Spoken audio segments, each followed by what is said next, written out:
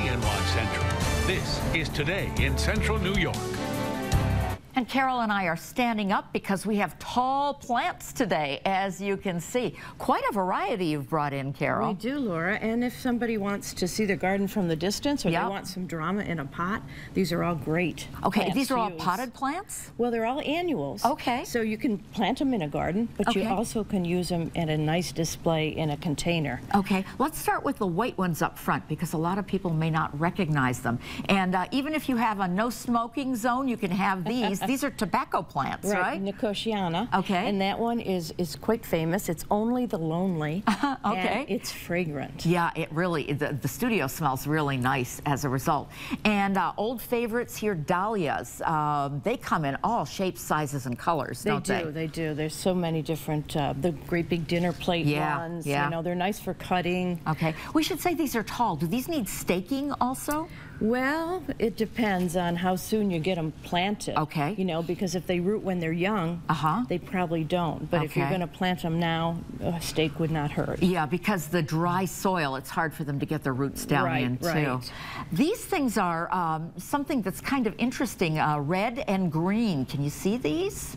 Yeah, what are they? They're a type of celosia. Celosia, okay. And again, they're very nice for cutting because they'll last a long time in the vase. Okay. And in front of that, you have some black foliage, which is really lovely. There's actually two plants down there, Laura, and they're both for shade. I didn't want to leave the shade lovers out. Okay. The one you're touching is pseudoranthemum. Okay. And the other one with the great big leaf over here is a begonia called Griffon. Look at the leaves on this. Now, does this have little teeny flowers, actually? It does. It does.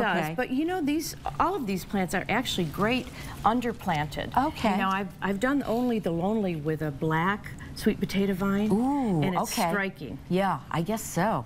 And speaking of striking, we have a pot of red, white, and blue over here. How appropriate for the holiday. Yeah, look at the pot. Isn't that pretty? Old sap bucket. Can you see? There you go. Red sap bucket. Yeah. So you can use just about anything as long as it has a little drainage in the bottom, right? Correct. Okay. And tell us, this is salvia, right? Yes, that's a red salvia. This is ageratum. Okay. And it's tall. I've only seen it like cushiony. No, it comes both ways. Okay. And this is a cosmos. Great foliage. Nice in a butterflies and hummingbirds love cosmos, by the way.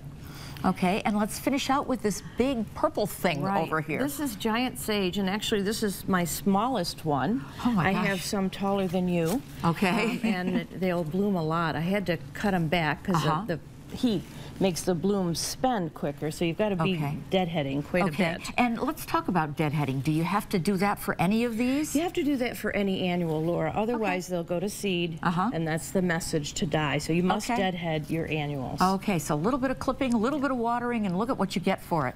Carol, thank you so much. We'll see you again next Saturday. Absolutely. Okay, and if you'd like to see Carol before then, she is down in Lafayette.